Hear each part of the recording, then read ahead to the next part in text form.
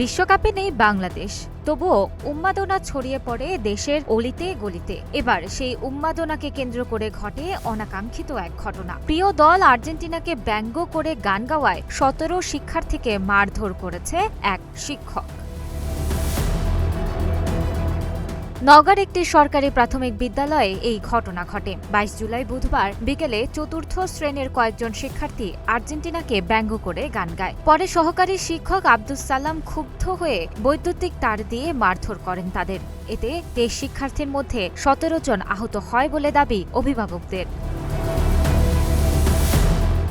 ঘটনার প্রতিবাদে স্থানীয়রা বিক্ষোভ করে তদন্ত ও দোষীদের শাস্তির দাবি জানান। অভিযুক্ত শিক্ষক ঘটনার জন্য দুঃখ প্রকাশ করে ক্ষমা চেয়েছেন। জেলা প্রাথমিক শিক্ষা কর্তৃপক্ষ জানিয়েছে, লিখিত অভিযোগ পেলে তদন্ত করে প্রয়োজনীয় ব্যবস্থা নেওয়া হবে।